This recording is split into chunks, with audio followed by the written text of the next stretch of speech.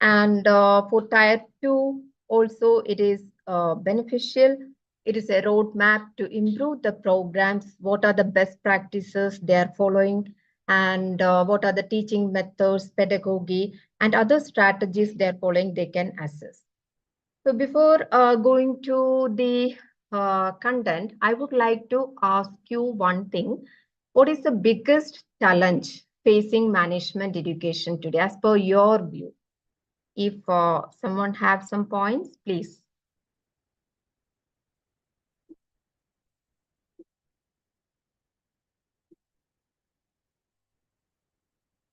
You can type also in the chat box.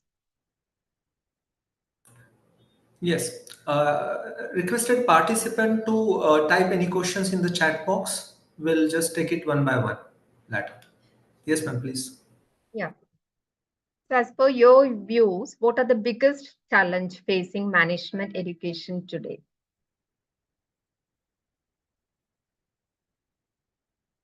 Any answers?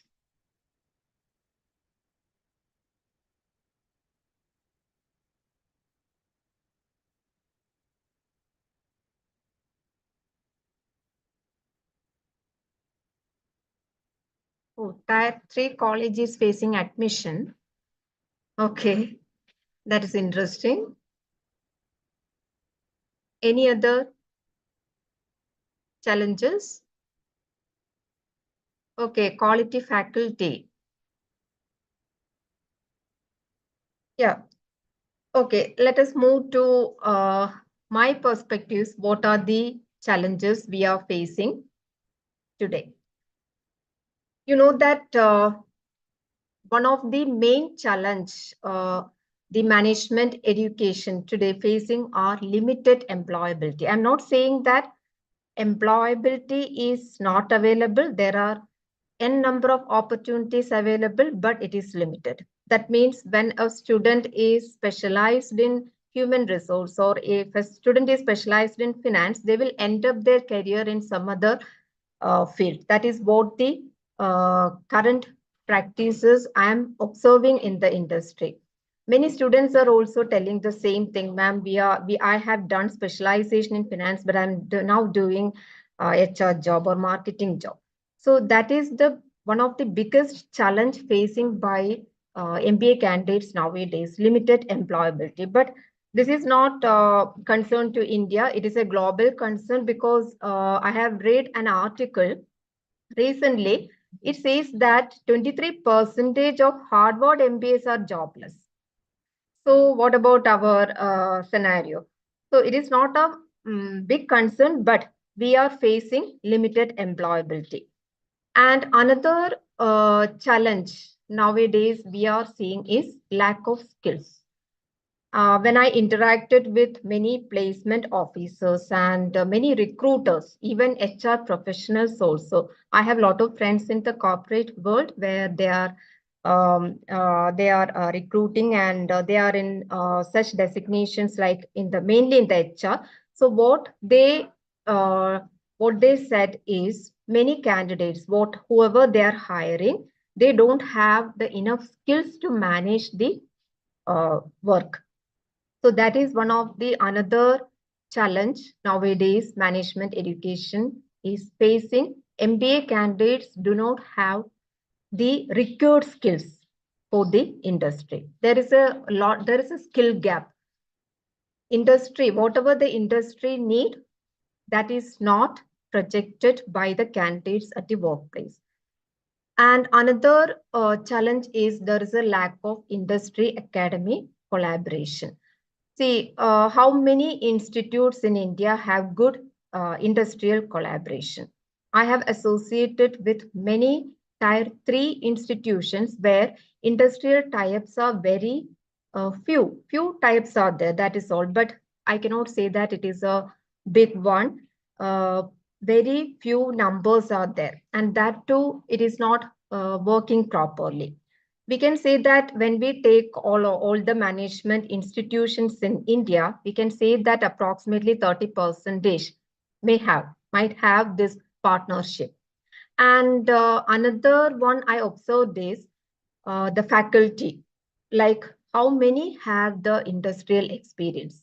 Hardly we can find 20% of faculty have industrial experience who are teaching in the management institutes, because industrial experts are very much required in the management institutes. They have give the students insights about the real life corporate world and the real life experiences and all. But so that is another challenge. There is a lack of industry academia collaboration. And many next challenge is limited focus on the soft skills and emotional intelligence. Many institutes heavily focus on the theoretical concepts and other areas.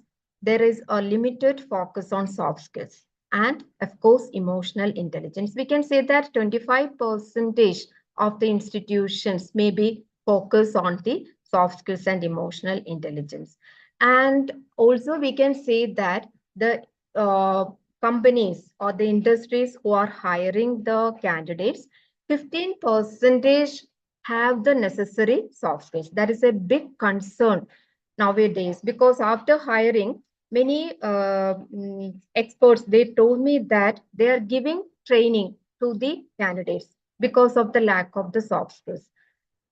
Next challenge is a limited use of technology and digitalization. We are living in the digital world, but how many institutes use the technology properly, or how many are digital, how many use the digital technology properly? That is a question. Maybe 20%, approximately 20% institutions use that digital platforms for the learning. And another concern is the management graduates. When when the industry or the companies they hire, 10% of the management graduates are possessing the necessary digital skills. Digital skills nowadays, it is very important. Wherever which specialization they are, which area they work, they need that digital skills. That is important. So according to my perspective, these are the main challenges facing by management institutes today.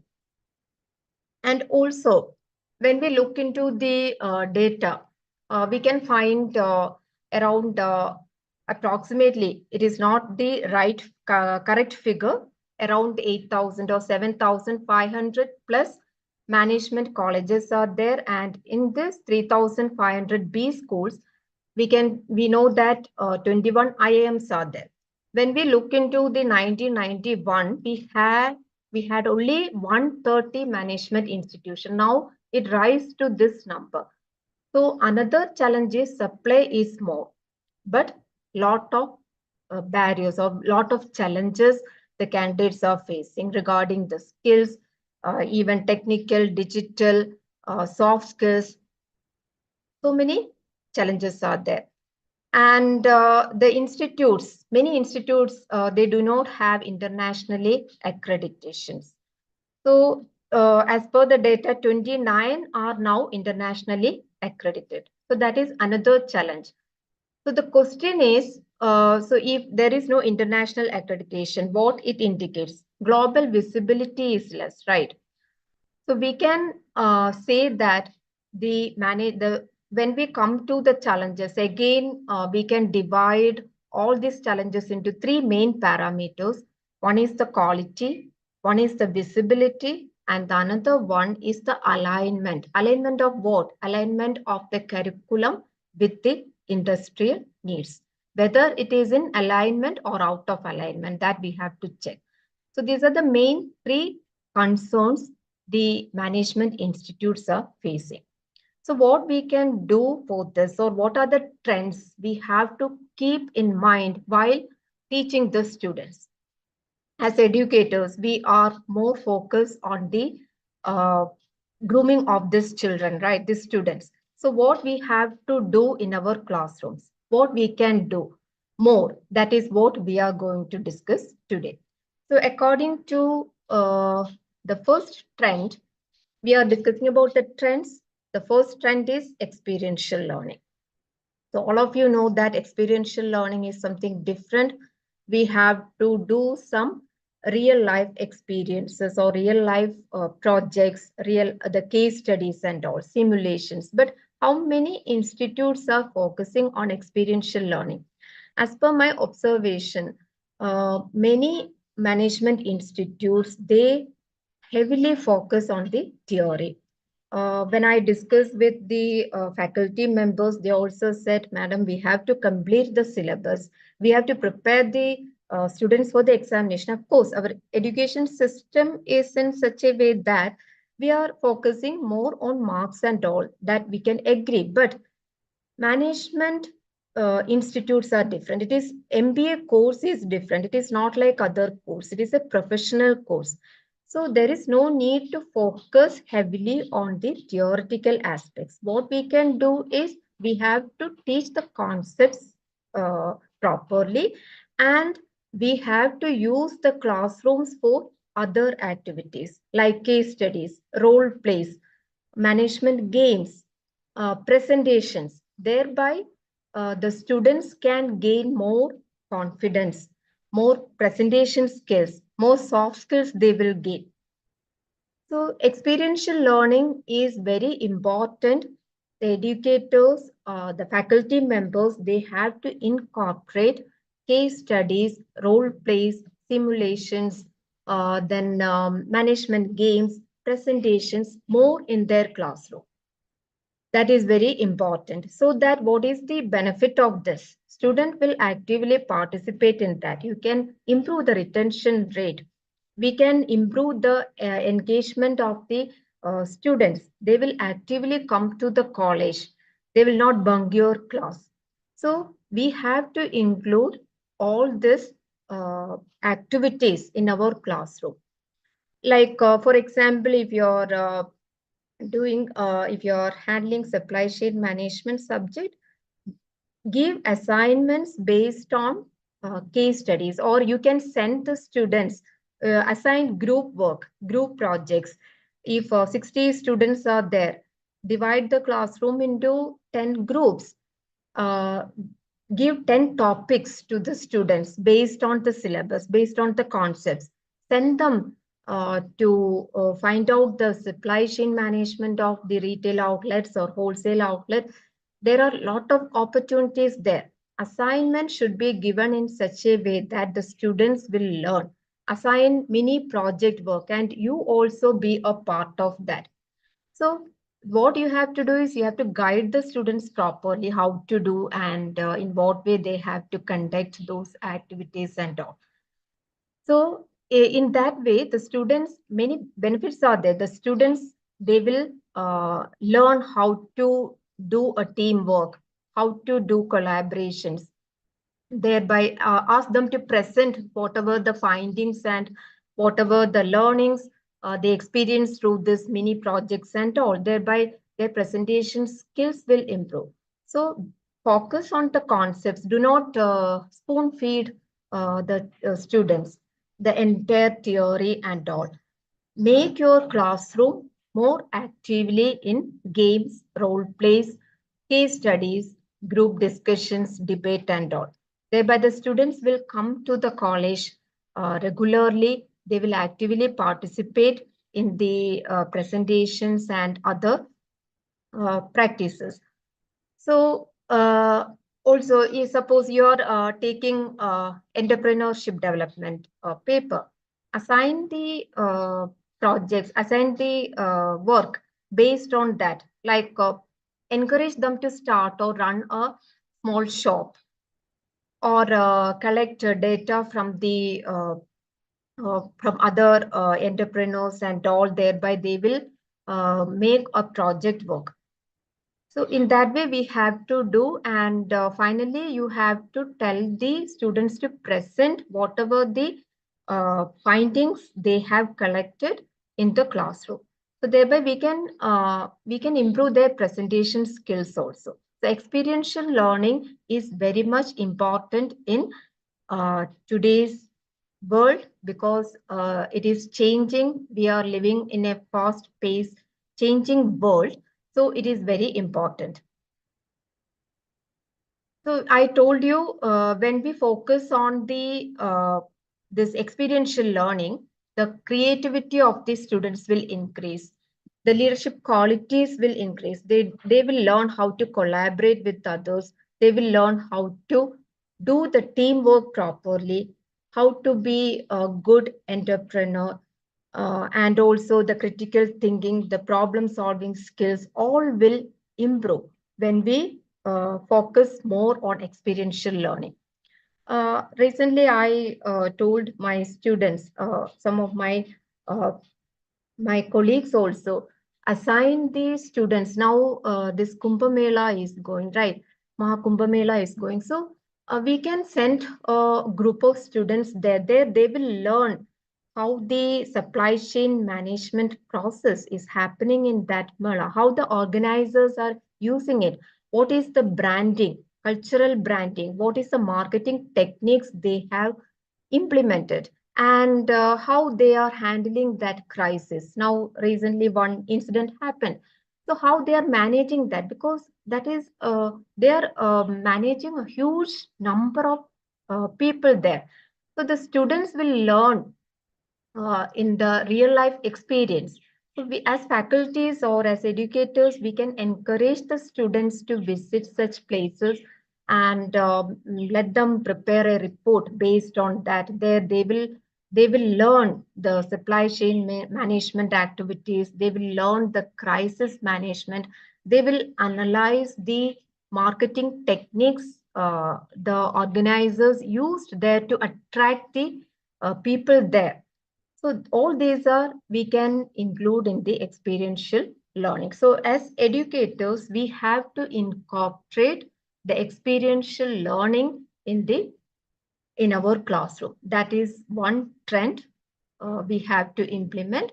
The second trend is digitalization and online learning. See, I told you the classrooms are mainly for activities, not for teaching. Teaching, we have to focus. Okay, we have to teach the students concept only. Do not go for all the in-depth syllabus and all. We have to teach the concept.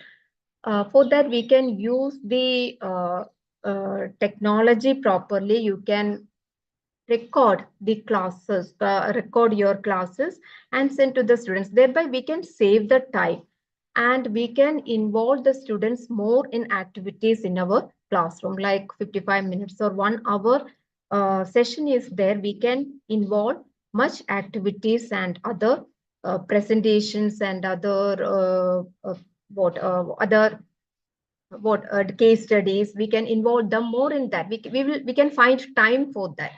So we have to use the digital platforms properly.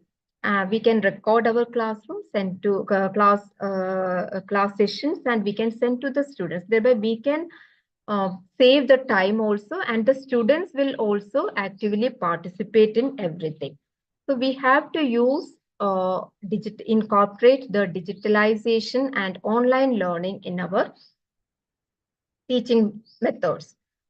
And one of my suggestion is we have to include business analytics as the main paper in all the 4 semesters. Now, what is the practice is just the students are learning the what are the some basics about the business analytics only. That also too in the semester 3 at the end of the year, semester 3 or semester 4, it is like that. But my suggestion is we have to include business analytics in all the semesters, like first semester, second semester, third semester, and fourth semester. The students should learn business analytics. We have to include this paper in our curriculum. Uh, Now paper is there, but the students are learning only the basic things because the digital knowledge is very important nowadays. Like uh, they should know how to do the Power BI, blockchain, uh, because whatever the specialization or whatever the designations they will have, they have to do all the softwares. They should be familiar with all the softwares. So we have to give more importance to the business analytics paper. Thereby, the students they will learn about the advanced Microsoft Excel. Many students are very weak in that. What one of the challenge facing by the candidates are less knowledge about the digital world. They don't know how to use the software and all. So we have to equip the students with softwares and all. There is no need to study the basic paper of IT, information technology. That is what the practice I'm seeing in tier 3 institutes. Some IT papers are there, and that is too basic. There is no need of that. So we have to eliminate that paper, and we have to include business analytics from the first semester onwards. And at the end of the semester or at the end of the year, the student will learn enough digital, enough softwares and all. So that is one thing we have to implement in our system.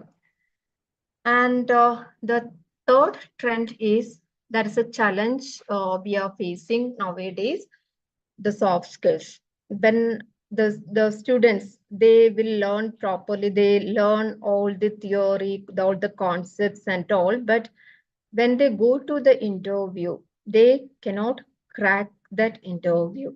Within that 10 minutes, they have to crack that job interview, right? But many students, they fail in that because of the lack of the soft skills. Many students told to me that, ma'am, I know everything, but at that time, madam, I cannot speak. So why? Because I am very nervous, or words I cannot speak properly, but I know the answer. So all these concerns are there because of the lack of the soft skills. The students are not, or the institutes or the educators are not focusing on the soft skills properly.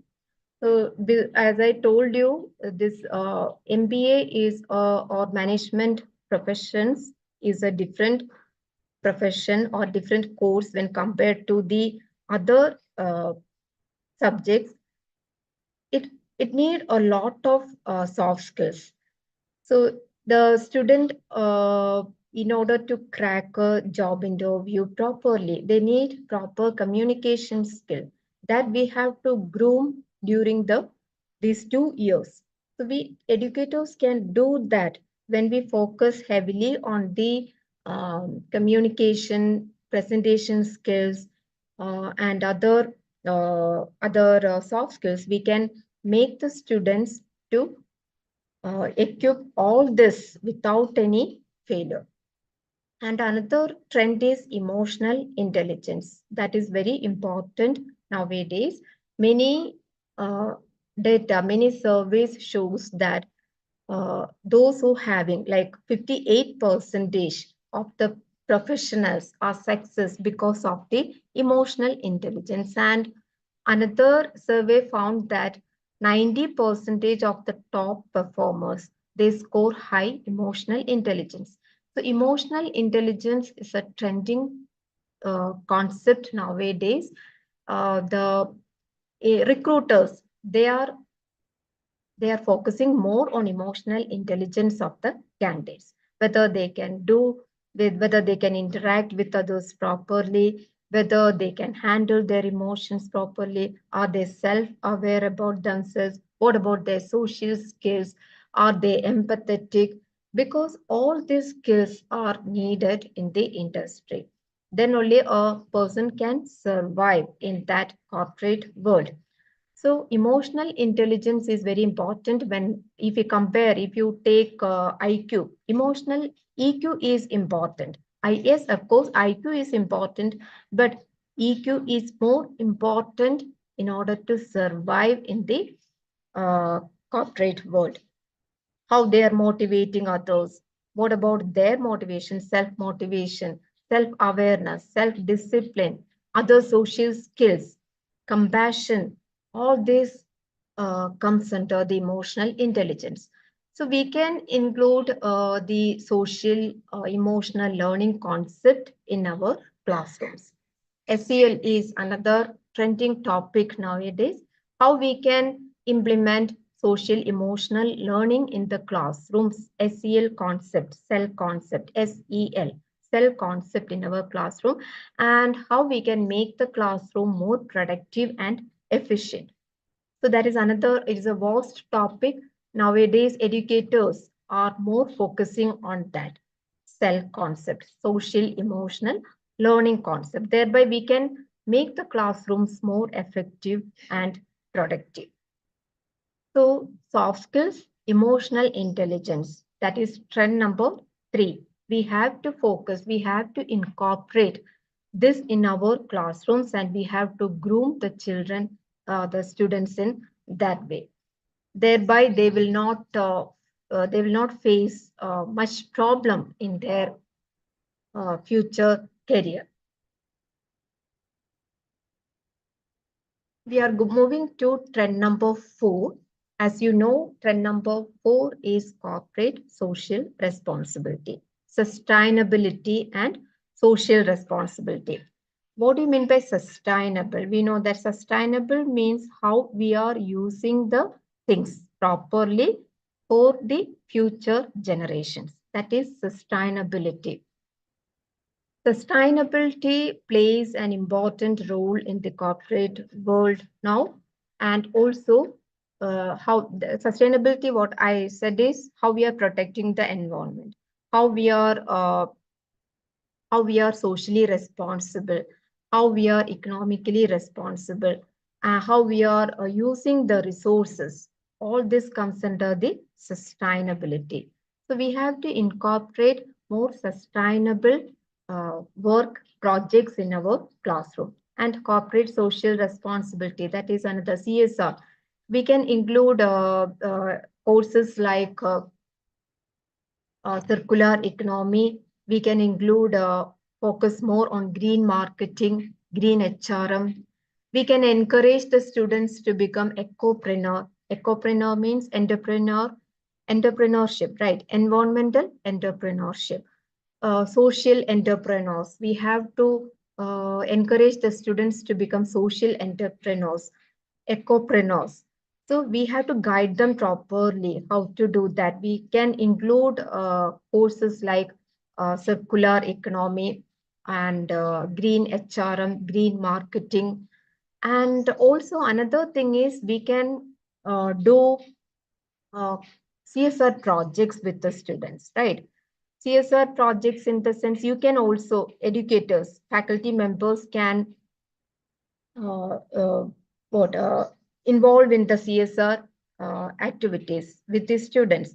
Like you can give topics like we can suggest topics like entrepreneurship development program for underprivileged women, right? So the objective of that program is empower the underprivileged women by providing we are providing training. We can provide mentorship, how to do the funding and all. So you can involve the students in such activities. Like you can conduct the entrepreneurship, faculty members and the students, they can conduct entrepreneurship workshops. Also, you can conduct training sessions, provide guidance or provide mentorship to the participants there, underprivileged women, right? So in that way, we can involve in CSR activities. The students, they will assist you in while when you do the training and all, they will assist you. They will provide support in business plan development. So in that way, we can engage the students in CSR activities. And also many CSR activities we can do, like another interesting CSR activities, financial literacy program for the rural communities, right? So the main objective of that program or that particular activity is how we are providing guidance to improve the financial literacy among the rural communities, how we are enabling them to make informed financial decisions. So we can, that is all, this is not a big deal. We can do that. We can do financial literacy program for the communities in the rural areas. So students will also be a part of that. So in that way, we can conduct a number of CSR activities. Like you can assign the students community service project work, right? That is another one. Provide. You can also tell the students to provide to do the career development and placement support to underprivileged youth.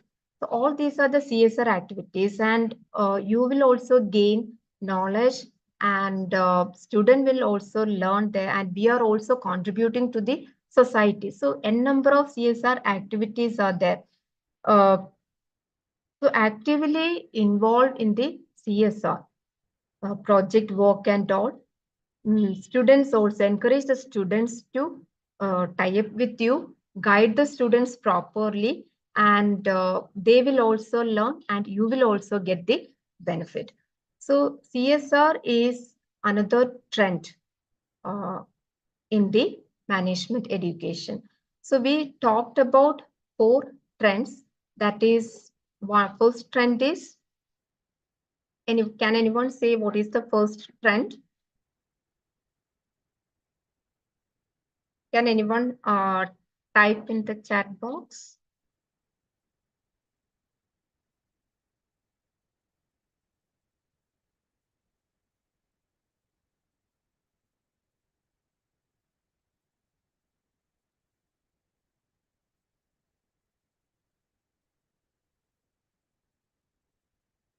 The first trend is, can anyone? Yes, the first trend is experiential learning. The second trend is digitalization and online learning. The third trend is soft skills and emotional intelligence. We have to focus more on soft skills and emotional intelligence. The fourth trend is CSR. It's very important. Many companies nowadays are more into CSR activities. So we can equip the students in that area also. We can involve the students in the CSR activities, and we also be a part of that. That is trend number 4. So these are the 4 trends we can implement in the education system, management education system. This is my perspective. During the discussions time, we can discuss more about the trends, whatever the ideas and opinions you have, we will come into that. And I told you the one of the challenges, main challenges facing by the today's management institutes are international accreditation. That is very important. So we have to we have to focus more on the international accreditation, because it is very much required for the global visibility, right? India is growing economically, socially, everything. India is growing, and many opportunities are there and will come. Global companies will be here. So our doubt is whether our candidates, that means our students, or we can say that the candidates are able to lead this global team. That is a question. Yes, of course, few are there, but what about rest of the students or rest of the candidates? We have to equip the students in that way to lead the global team. That is all how we are implementing all these trends in our classroom. I hope we can equip the students in that way. We have to tune the students in that way to lead the global team, because career opportunities are more. As I told you, there is no limitations there. Career opportunities are more, but the students are not fit into that. That is what I heard from the industrial experts. The students are not fit into that. After hiring the professionals in the sense MBA candidates, they are giving training. They are giving training to the students. And what the HR were so many friends, they whatever the placement officers, whatever they said is HRs or the company is struggling because the candidates are not up to the mark. So they cannot meet that industry need. That is the main problem facing. So as I told you, all the management institutes, especially tier 3, is facing the quality issues, facing the visibility issues, and also when we take all the management institutes, they are facing the international accreditation also. That is very important for the global visibility because of the lack of the international accreditation. What is happening is many talent students, they are going abroad and they will not come back, right? So we are losing such talents because of these problems. And another one, my suggestion is see NIRF ranking. When it comes to the business schools, as per my perspective, it is different. What is the importance of NIRF ranking to business schools? Is there any need? As per my perspective, NIRF is heavily focusing on research. So while coming to the business schools or management institutes, then the faculty will focus more on research. Of course, research is important, but NIRF ranking is mainly focusing on the research output. So when the faculties are running behind the research work, how can they implement all this trends in the classroom? That is difficult. So there is a mismatch between the uh, soft skills and the research work, right? The students in the classroom, they don't need that much research work. They need the skills. So there is a gap between the skills and the research work. When the faculties are investing more time on the research work, they are behind the paper publications and all. So the students, there is no benefit to the students. That is my opinion. That's what I observed. So NIRF ranking is not uh, I'm not thinking in that way. And ranking is uh, not for the business schools. That is my perspective. We need the business schools need a specific ranking. So thereby we can close that gap. NIRF ranking mainly focus on research and I think again perception and the quality, right? If there are more inputs, you can share during the discussions. So that is that is what I observed. That's my perspective. You can come with your perspective also. And another one is, as one of the participant told, the quality of the faculty. That is very important. Management institutes will focus more on the quality of the faculty. Now, what we are seeing is 20% of the faculty have industrial experience. That also we cannot find in the institutes. All are purely from the academic side. So, and they are more focusing on, as I told you, they're more focusing on the research work and all. So we have to balance the faculty. Research perspective faculty should be there. Industrial experts should be there. And the other faculty members, like those who can train the students in the soft skills and all, they also will be there. So in that way, we have to balance the faculty members. Then only we will get the quality output. And another concern is the stakeholders. They have to check whether the curriculum is aligned with the industry or not. So we have to update the curriculum according to the industry needs. For that, we need industrial experts. We need that industry tie-ups. We have to focus more on that. We have to send the students for the internship, project work and all. There we need the industrial tie-up. That is what one problem we faced. I observed when I was worked in the colleges. because of the less number or there is no industrial tie-up, the students, they have to find out the internship, or the faculties, they have to help the students to find the internship or a company to do the project work and all.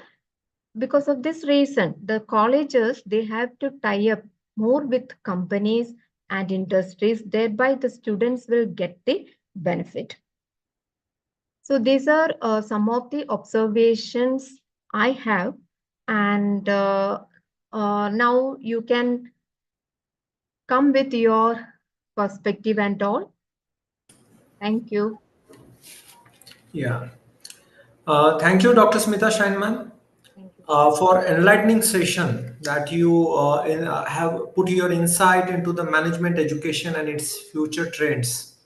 It's very truly thought-provoking session as we talk about emotional intelligence and the importance of upgrading the skills of the faculty and so many things related to the requirement of the current market.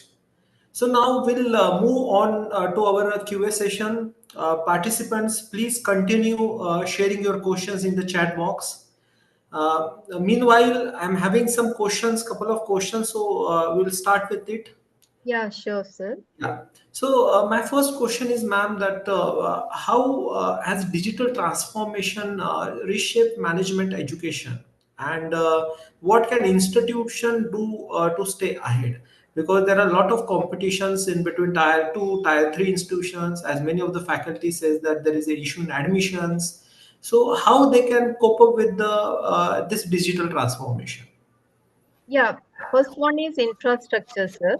So the colleges should make sure that they are properly equipped with the digital technology and all. That should be provided by the colleges.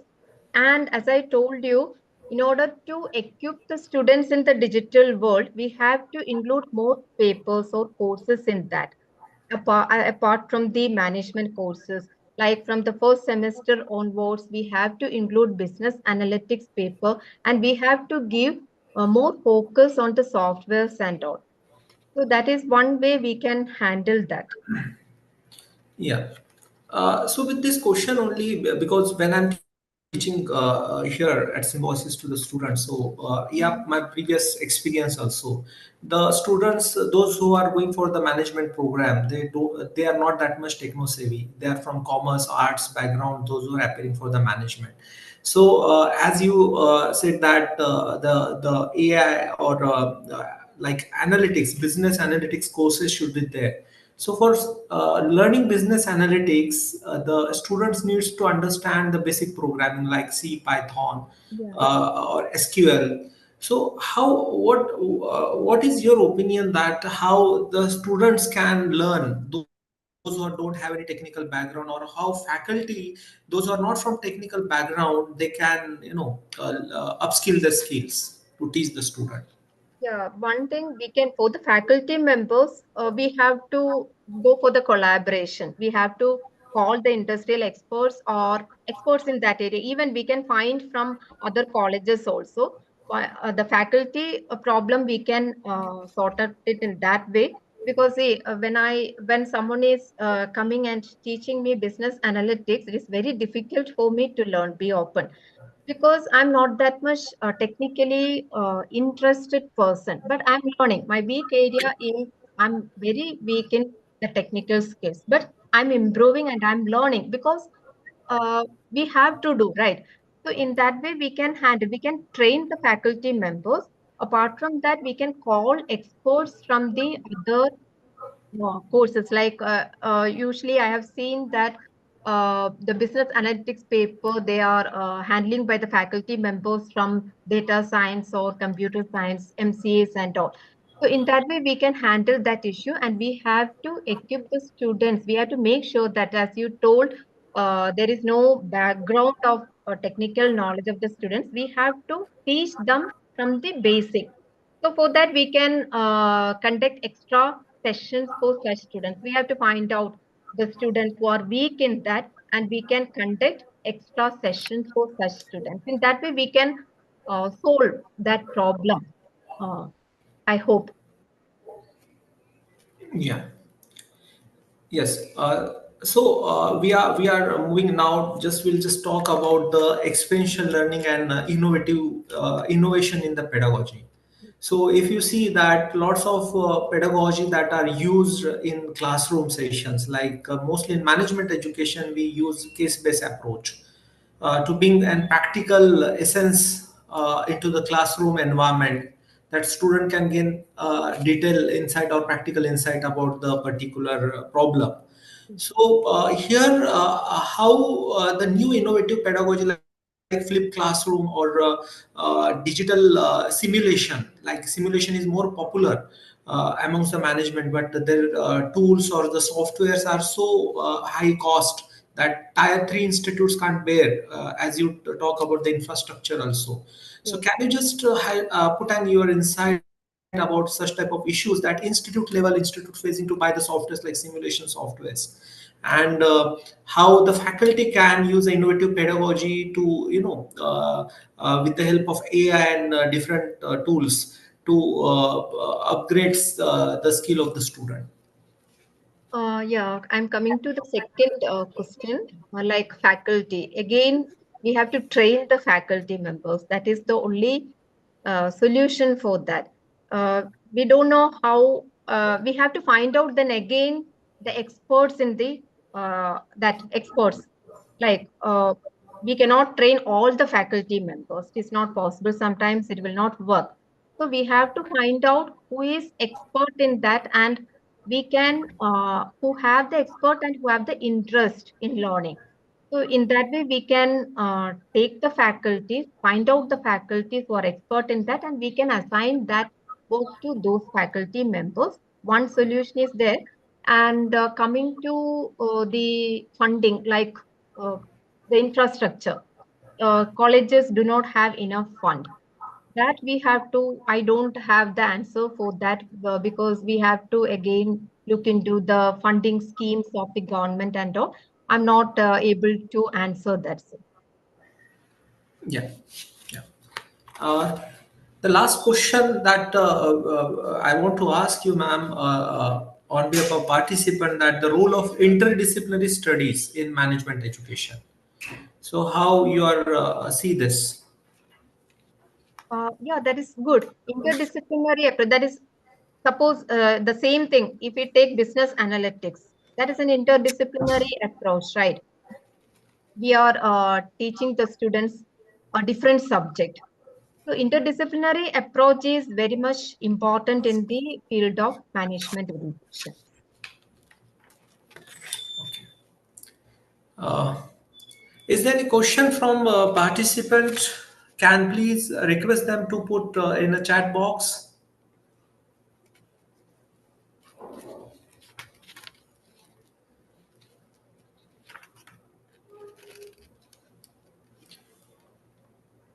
Yeah, no questions. Uh, Priya ma'am, can we take a permission to close this program? Yes, sir. Yeah. As we come to the end of this insightful session, I would like to express my deepest gratitude to Dr. Smita Shine ma'am for sharing her expert and perspective on evolving landscape of management education. Your thought and on emerging trends, technological advancement, and experiential learning strategies have provided immense value to our audience. I would also like to extend my thanks to Mr. Sudesh Sharma sir, President AIMS, all the board members of the AIMS and the AIMS Secretariat, and most importantly, our wonderful participant for their active engagement and thoughtful questions. Your presence made this session truly interactive and enriching. Reminder that the feedback form link is now available in the chat box, and already it is put. You can just fill that feedback form to ensure you to submit the form to receive your certificate. And we encourage you to stay connected with AIMS for much more such informative sessions. Do check out our upcoming events that foster leadership and innovation in the management education. Thank you once again and have a great day ahead. Thank Thank you. you.